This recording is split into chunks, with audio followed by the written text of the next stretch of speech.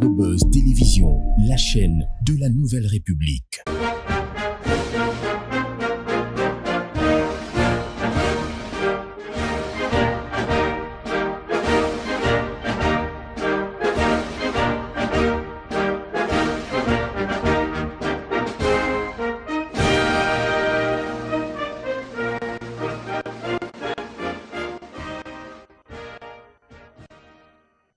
Congolaises, Congolais, mes très chers compatriotes,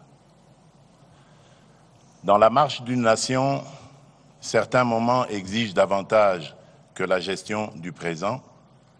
Ils commandent d'envisager l'avenir avec lucidité et de le préparer avec courage.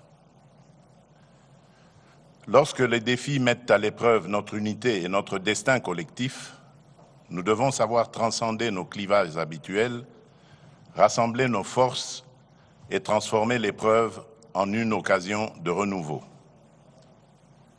C'est dans cet esprit de responsabilité, de rassemblement et de confiance en l'avenir que je m'adresse aujourd'hui à la nation.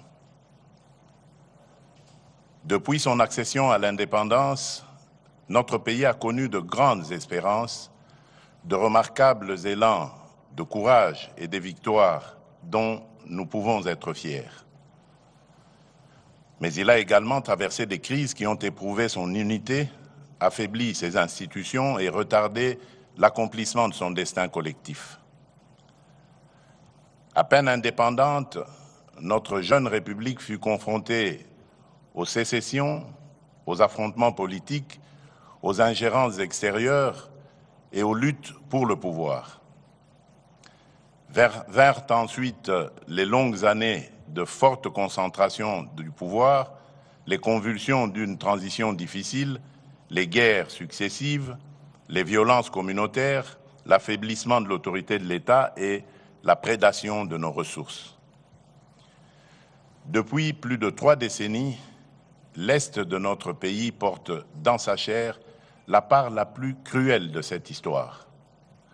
30 ans, ce n'est plus une crise passagère, c'est une génération entière qui est décimée.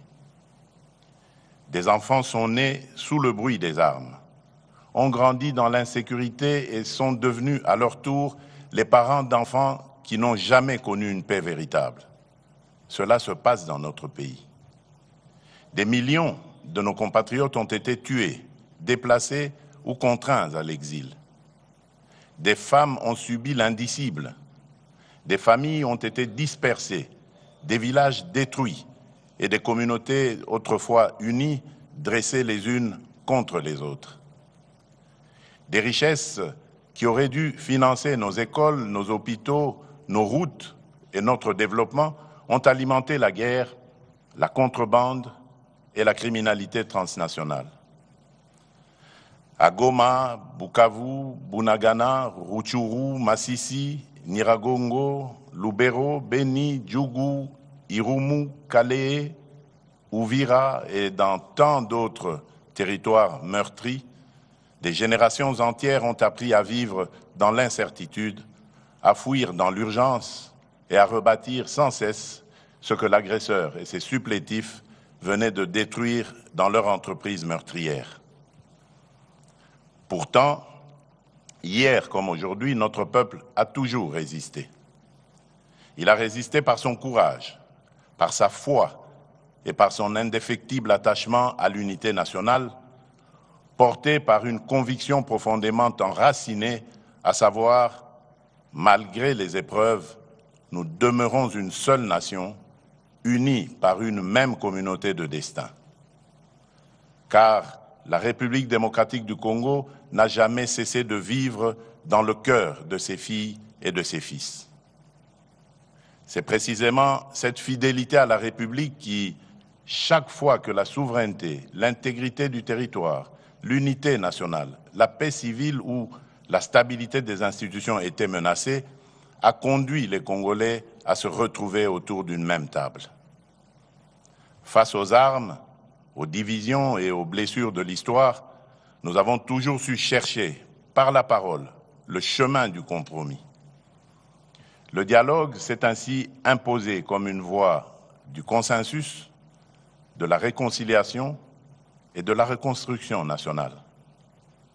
Nous avons connu des tables rondes, des conférences, des concertations, des forums et des négociations. Certains de ces processus ont empêché notre pays de sombrer davantage. D'autres ont permis de restaurer les institutions, d'organiser des transitions, de mettre fin à des affrontements ou de rouvrir la voie démocratique.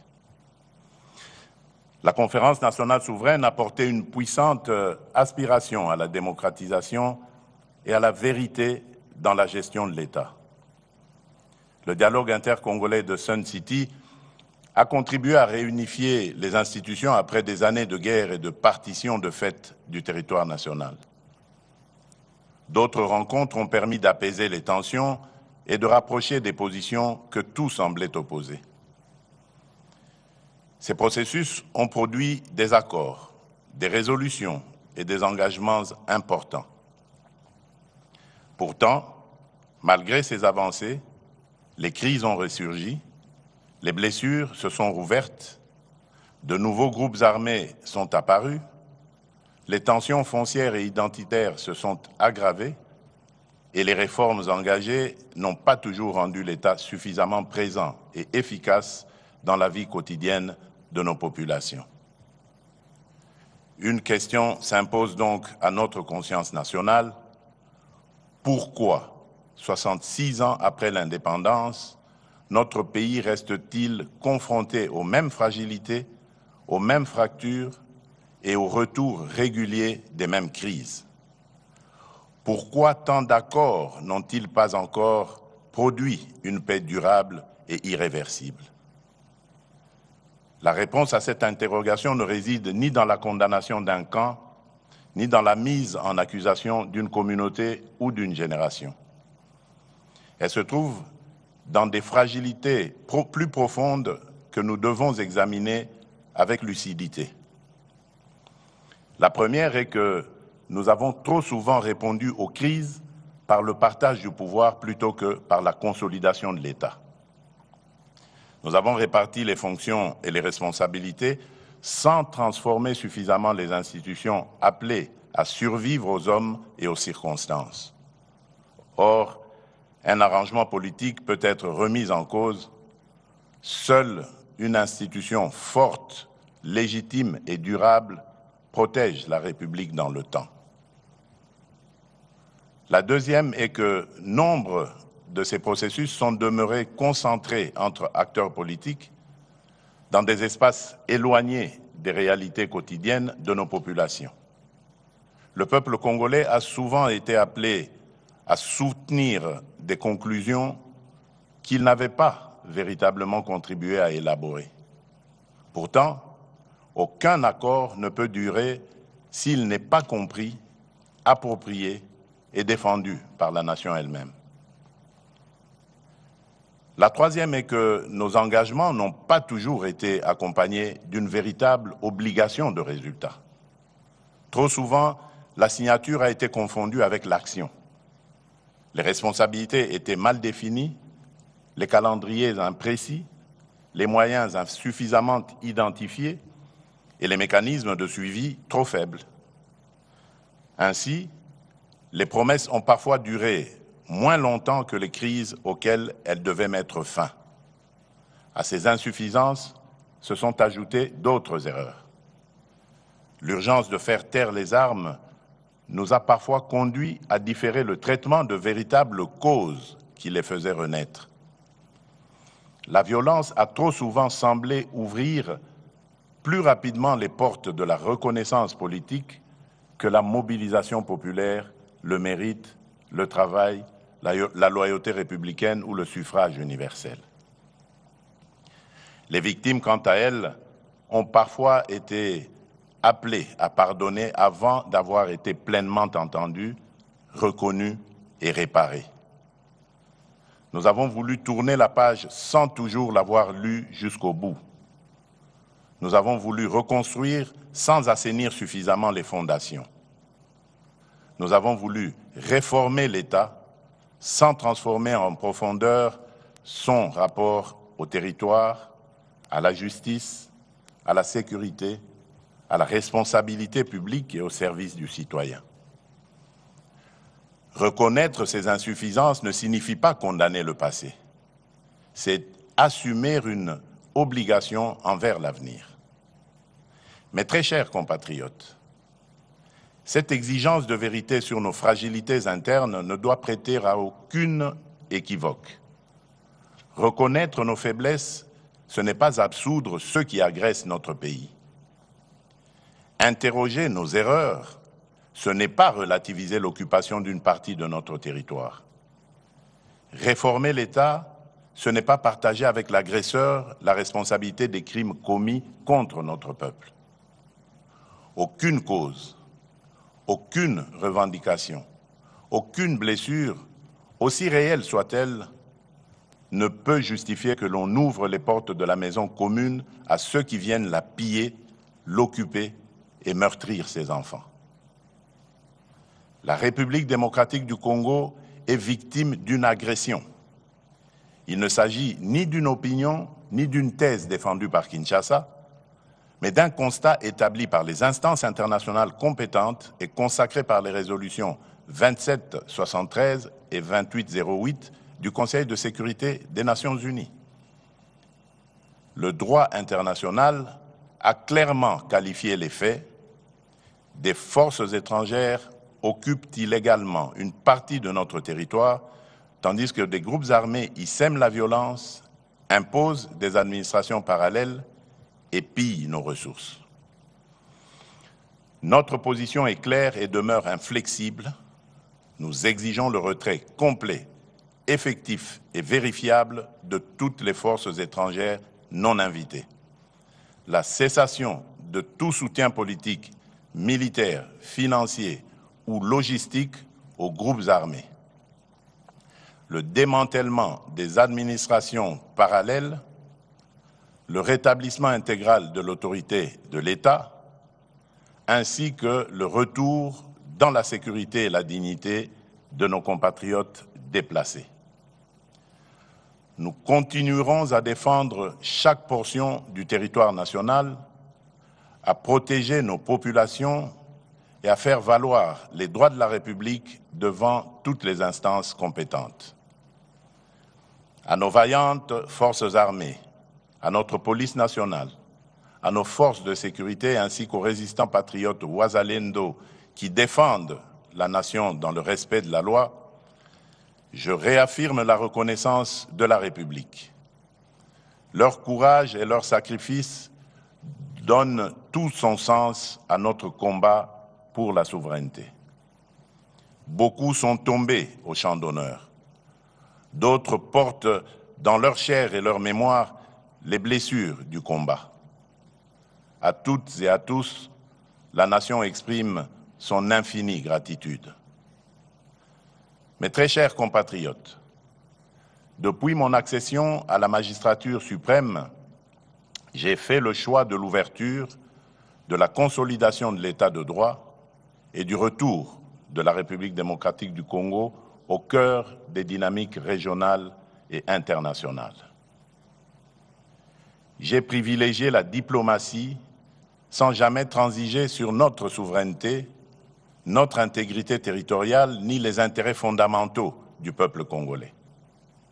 Les processus engagés à Washington et à Doha, ainsi que les initiatives conduites sous l'égide de l'Union africaine, avec l'appui de la CIRGL, de la SADC, de l'Union européenne et des Nations unies, ont ouvert de nouvelles perspectives de sortie de crise. Le processus de Washington traite principalement de la dimension interétatique du conflit, des engagements de la République démocratique du Congo et du Rwanda, ainsi que des conditions d'une sécurité régionale fondée sur le respect de la souveraineté des États. Le processus de Doha porte notamment sur la cessation des hostilités avec l'AFC M23, les mécanismes de vérification, l'accès humanitaire et les conditions nécessaires à la stabilisation durable de l'Est de notre pays. L'Union africaine, à travers sa médiation et son panel de facilitateurs, veille à la cohérence africaine de ces démarches en coordination avec les organisations régionales et nos partenaires internationaux. Ces processus sont indispensables. Ils doivent être poursuivis avec constance et leurs engagements pleinement exécutés. Mais ils ne peuvent, à eux seuls, réparer toutes les fractures qui traversent notre nation. Face aux menaces extérieures, notre sécurité repose d'abord sur notre détermination à défendre la patrie, sur la solidité de nos institutions et sur l'efficacité de notre diplomatie. Elle peut être renforcée par l'engagement ferme de nos partenaires vis-à-vis de l'exigence du bon fonctionnement des mécanismes internationaux. Mais notre cohésion intérieure dépend avant tout de nous. Elle demeure le fondement le plus sûr de notre souveraineté et la meilleure garantie de notre avenir. Les processus de Washington et de Doha peuvent soutenir nos efforts en faveur de l'assainissement des relations entre États, de la cessation des hostilités et de la stabilisation de l'Est. Mais aucun accord diplomatique ne peut définir à la place des Congolais la République que nous voulons bâtir, ni réconcilier durablement nos communautés sans leur pleine participation. Les avancées obtenues sur le terrain diplomatique ne produiront une paix durable que si elles s'appuient sur la cohésion nationale et sur la reconstruction intérieure de la République.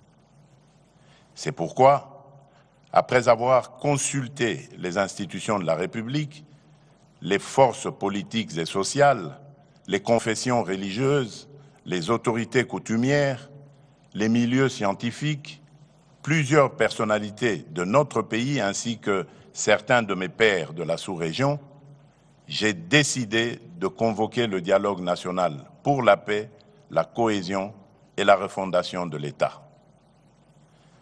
Ce dialogue est une initiative souveraine conçue par les Congolais et pour les Congolais, conduite sur le territoire national et orientée exclusivement vers les intérêts supérieurs de la nation. Il réunira les filles et les fils de notre pays autour d'un impératif qui dépasse nos personnes, nos partis et nos ambitions, à savoir défendre la République, consolider la paix, préserver l'unité nationale et protéger nos intérêts stratégiques. Il ne constituera ni une négociation avec l'agresseur ou ses supplétifs, ni un moyen détourné de remettre en cause le choix souverain du peuple exprimé par les urnes en 2023.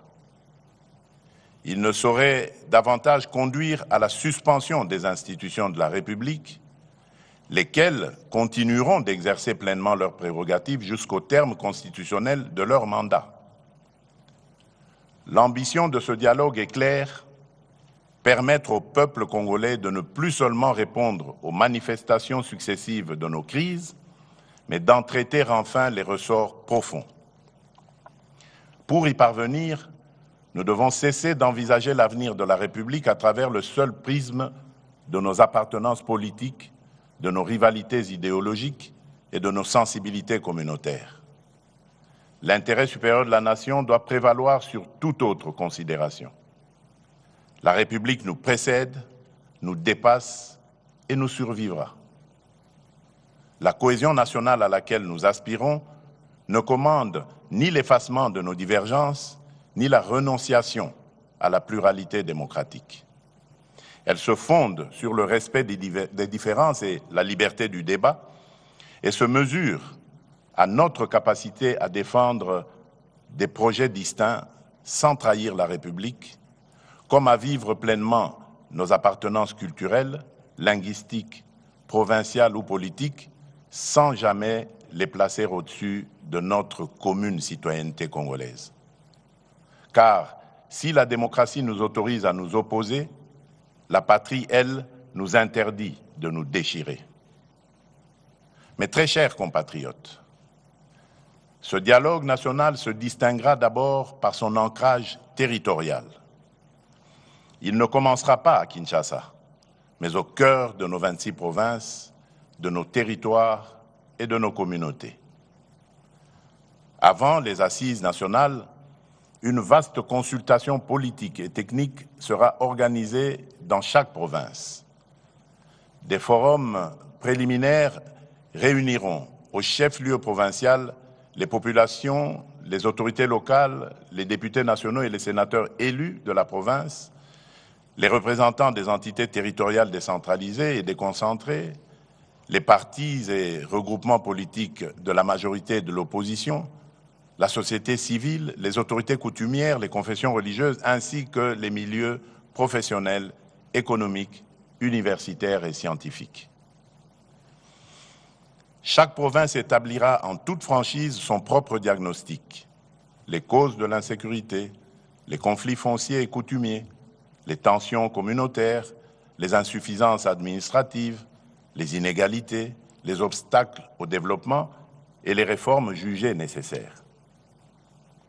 La consultation associera également les institutions et services publics nationaux, les entreprises et établissements publics, les organisations des femmes, des jeunes, des travailleurs, des personnes vivant avec handicap et autres personnes vulnérables, les entrepreneurs, les agriculteurs, les enseignants, les chercheurs, les artistes, les professionnels de santé, les acteurs de l'économie informelle ainsi que la diaspora congolaise.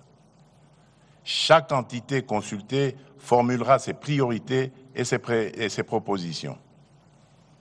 L'ensemble de ces contributions sera consolidé dans un document de synthèse nationale qui constituera le socle des travaux et garantira l'ancrage populaire des assises nationales. Ainsi, les assises de Kinshasa ne seront pas le point de départ du dialogue, mais l'aboutissement d'une parole recueillie à travers tout le pays.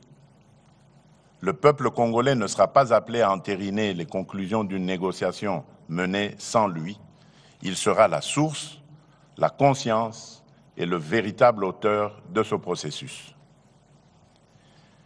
Les assises nationales réuniront des délégués reflétant la diversité politique, institutionnelle, sociale, territoriale et culturelle de la nation. Ce dialogue ne sera la priorité d'aucun parti, d'aucune institution, d'aucune confession religieuse, d'aucune personnalité ni d'aucune majorité politique. Il garantira une parole libre, contradictoire et responsable dans le respect de la Constitution, des lois de la République et de l'intérêt national. Telle sera sa différence. Une différence de méthode, d'ancrage et de nature. Toutefois, l'inclusivité ne signifie ni l'effacement des principes, ni la confusion des responsabilités. Nul ne sera exclu en raison de ses opinions, de ses critiques, de son appartenance politique, de son origine provinciale, de sa langue, de son ethnie ou de sa religion. Mais nul ne peut prétendre s'asseoir à la table de la nation tout en prenant les armes contre elle. Aucune arme ne conférera à son porteur un droit supérieur à celui que le suffrage reconnaît aux citoyens. Aucune conquête militaire ne pourra être convertie en légitimité politique. Aucun mouvement armé ne pourra invoquer l'inclusivité pour imposer par la force ce qu'il n'a pas obtenu par les voies démocratiques. Ne pourront donc pas participer à ce dialogue en qualité de composantes politiques ceux qui, à l'ouverture du processus, combattent par les armes l'ordre constitutionnel, occupent par la force une partie du territoire national, administrent illégalement des entités de la République ou agissent au service d'une puissance étrangère, en l'occurrence le Rwanda. Cette règle ne constitue pas une exclusion fondée sur les personnes, les opinions ou les appartenances. Elle exprime la réprobation de la nation à l'égard de ceux qui mènent la guerre contre la République, ses institutions et ses citoyens, tout en revendiquant les droits attachés à la vie démocratique.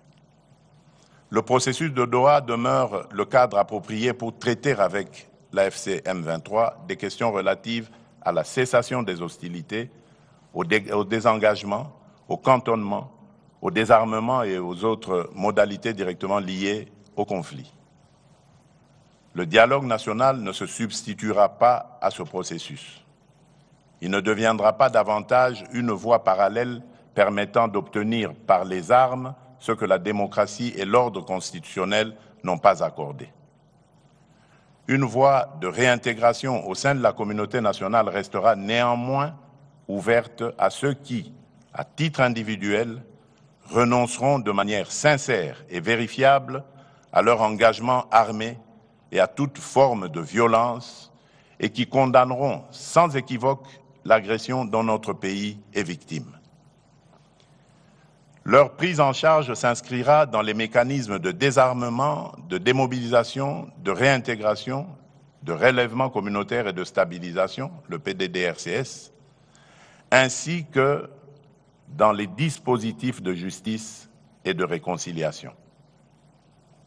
Mais attention, la paix ne saurait signifier l'impunité. Les crimes de guerre, les crimes contre l'humanité, les actes de génocide, les violences sexuelles graves et les autres crimes imprescriptibles ne pourront être effacés par une amnistie générale ni sacrifiés au nom d'un compromis politique. Nous ne construirons pas la réconciliation sur l'oubli. Nous ne laisserons pas davantage la vengeance, la haine ou la peur décider de l'avenir de nos enfants. Notre responsabilité sera de tenir ensemble deux exigences indissociables, ouvrir le chemin de la paix à celles et ceux qui renoncent sincèrement à la violence et garantir la justice à celles et ceux qui en ont été les victimes.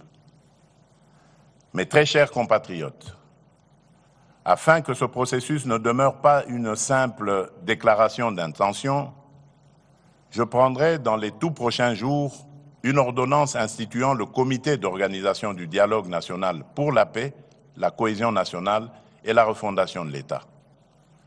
Ce comité sera chargé d'assurer la préparation administrative, matérielle et logistique du dialogue et de veiller à ce que les préalables indispensables à sa bonne tenue soient réunis. À l'issue de ces travaux, il me soumettra un rapport préliminaire présentant ses conclusions et ses recommandations. Sur la base de ce rapport, je signerai une autre ordonnance convoquant le dialogue national. Celle-ci, donc cette ordonnance, en fixera les principes directeurs, les principales étapes, les modalités de représentation, ainsi que les mécanismes de suivi et de mise en œuvre de ces conclusions. Elle instituera également une commission préparatoire chargée de concevoir et d'organiser le processus, d'en proposer la feuille de route et de conduire les consultations techniques et politiques. Ces membres seront choisis pour leurs compétences, leur probité, leur indépendance d'esprit et leur attachement à l'intérêt national. Les confessions religieuses y seront représentées et contribueront par leur autorité morale, leur expérience et leur proximité avec les populations à instaurer la confiance et à favoriser le consensus. Les autres organes du dialogue, notamment le bureau et l'assemblée plénière, ainsi que leurs attributions et leurs modalités de fonctionnement, suivront par la suite. Le processus s'ouvrira par des consultations dans les provinces. Il se poursuivra par des assises nationales à Kinshasa, sur le territoire de la République. Car un dialogue congolais consacré à l'avenir du Congo doit se tenir au Congo sous la responsabilité des Congolais. L'ensemble du processus sera limité à une durée maximale de 3 mois. Il devra être suffisamment inclusif pour garantir une expression libre, pluraliste et représentative, tout en demeurant rigoureusement encadré afin de préserver l'enlisement, les manœuvres dilatoires et la dilution des responsabilités. Les assises devront aboutir à l'adoption d'un pacte national pour la paix, la cohésion et la refondation de l'État. Ce pacte ne sera pas une déclaration de principe sans lendemain. Ses conclusions seront réparties et mises en œuvre conformément aux compétences constitutionnelles de chaque institution. Ainsi, les engagements relevant du président de la République feront l'objet de décisions précises. Ceux qui relèvent du gouvernement seront traduits en actions assorties d'échéances, de moyens et d'objectifs mesurables. Les réformes relevant du Parlement lui seront transmises conformément aux procédures prévues par la Constitution. Une matrice politique de mise en œuvre précisera pour chaque engagement l'institution responsable, le calendrier d'exécution et les résultats attendus. Un mécanisme national de suivi sera institué et des rapports périodiques seront rendus publics. Chaque Congolaise et chaque Congolais devra pouvoir connaître les engagements exécutés, ceux qui restent à accomplir et les difficultés rencontrées. C'est par la transparence que nous reconstruirons la confiance. C'est par l'exécution que nous distinguerons ce dialogue de tous ceux qui l'ont précédé. Je compte également sur l'engagement des autorités coutumières, de la société civile et de l'ensemble des forces morales et sociales de la nation. Dans cette période décisive, leur ancrage auprès des populations sera essentiel pour contribuer à l'apaisement des tensions, au rapprochement des communautés et à la consolidation de la cohésion nationale. À notre invitation, les partenaires internationaux pourront accompagner la mise en œuvre des engagements nécessitant leur concours, notamment dans les domaines de la paix, de la reconstruction, de la justice transitionnelle, de la réforme du secteur de la sécurité et du développement, et cela dans le strict respect de notre souveraineté et des choix du peuple congolais. Mes très chers compatriotes, un dialogue sincère exige un climat politique serein. À cet effet, je donnerai instruction au gouvernement d'engager, en concertation avec les institutions compétentes et dans le strict respect de la séparation des pouvoirs, la préparation et la mise en œuvre des mesures de confiance et de décrispation politique. Conformes à la législation en vigueur, ces mesures devront préserver l'indépendance de la justice, garantir les droits des victimes et tenir compte des impératifs de sécurité nationale, tout en favorisant un débat apaisé dans lequel chacun pourra défendre ses convictions sans haine, intolérance ni violence. Dans l'esprit de responsabilité et de concorde nationale qui guide cette démarche, je veillerai personnellement à ce que soient réunis dans le strict respect des lois de la République et des exigences de la paix civile les conditions de sécurité et de confiance nécessaires au retour et à la participation de ceux de nos compatriotes que les épreuves de notre histoire récente ont conduit, pour diverses raisons, à se tenir en marge de l'unité nationale. J'en appelle également à ceux qui se sont engagés dans des voies contraires à l'idée nationale, mais qui souhaitent aujourd'hui se ressaisir. Le moment est venu de renouer avec la République et de reprendre pleinement leur place au sein de leur communauté nationale. J'invite enfin chaque acteur politique, social, religieux ou communautaire à accomplir le geste d'apaisement que la nation attend de lui, baisser le ton, renoncer au discours de haine, proscrire tout appel à la violence, préférer l'argument à l'invective et placer en toutes circonstances l'intérêt supérieur de la République au-dessus des intérêts partisans. Congolaises, Congolais, mes très chers compatriotes, l'heure n'est plus aux postures stériles. L'heure n'est plus aux querelles de préséance ni aux fractures entretenues au détriment du peuple. L'heure est au sursaut, à l'unité et à l'action. Au-delà des crises présentes, la démarche que nous engageons nous invite à un choix historique. Voulons-nous leur léguer une République condamnée à subir les crises ou un État capable de les prévenir et de protéger durablement sa population? Voulons-nous leur laisser un territoire immense mais inégalement administré ou une puissance publique présente dans chaque province jusqu'au dernier village et à la dernière frontière? Voulons-nous une démocratie où chaque compétition politique menace la cohésion nationale ou une république où les désaccords s'expriment librement sans compromettre la paix civile ni la continuité de l'État? Voulons-nous enfin leur transmettre une économie qui exporte ses richesses tout en maintenant son peuple dans la précarité ou une économie qui transforme ses ressources, crée des emplois, réduit les inégalités et améliore réellement les conditions de vie?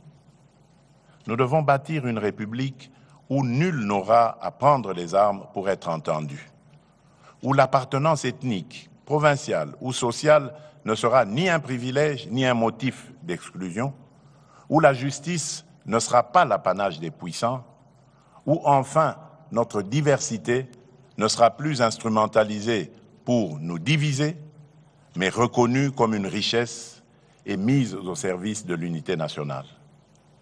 Nous voulons une République réconciliée avec elle-même, respectée dans la région et capable d'assumer au cœur de l'Afrique le rôle que lui assigne son histoire, sa géographie, son peuple et ses ressources. À la jeunesse congolaise, je veux dire ceci. Ce dialogue ne concerne pas seulement le pays tel qu'il est aujourd'hui. Il engage l'État dont vous hériterez demain. Ne laissez personne décider de votre avenir sans vous. Prenez toute votre place dans ce processus. Portez-y vos idées, vos exigences, votre créativité et votre volonté de transformation. Rejetez les discours de haine, les manipulations identitaires et les appels à la violence. La République a besoin de votre intelligence, de votre énergie et de votre courage. Aux responsables politiques, je demande de mesurer pleinement la portée de ce moment. Le dialogue ne devra être ni un marché politique, ni un instrument de repositionnement personnel, ni une tribune de règlement de comptes. Il devra servir exclusivement la paix, l'unité nationale et l'intérêt supérieur de la République. Aux États et organisations partenaires, notamment les États-Unis d'Amérique, l'État du Qatar, l'Union africaine, l'Union européenne, les participants solliciteront un accompagnement ferme et constant. Celui-ci devra contribuer au retrait des troupes rwandaises du territoire congolais, au dépôt des armes par l'AFC M23 et à l'aboutissement des processus engagés à Washington et à Doha. Pour ma part, je prends devant la nation l'engagement de garantir l'indépendance, la représentativité et la sécurité de ce dialogue. Je veillerai à ce qu'il ne soit confisqué par aucun camp ni détourné de sa finalité. Je veillerai également à ce que ces conclusions ne se perdent ni dans les calculs politiciens, ni dans l'oubli. Elles devront être traduites en décisions, en réformes et en résultats concrets pour notre peuple. Nous avons hérité d'un pays immense, mais d'un État encore fragile. Nous n'avons pas choisi cet héritage, mais nous pouvons choisir ce que nous en ferons. Il nous appartient de transformer les souffrances d'hier en fondation pour demain et transmettre aux générations futures non pas un pays perpétuellement à reconstruire, mais un État solide, une nation unie et une République souveraine, pleinement maîtresse de son destin. C'est dans cet esprit que je déclare officiellement lancer le processus du dialogue national pour la paix, la cohésion et la refondation de l'État. Que vive l'unité nationale, que Dieu bénisse la République démocratique du Congo et son peuple. Je vous remercie.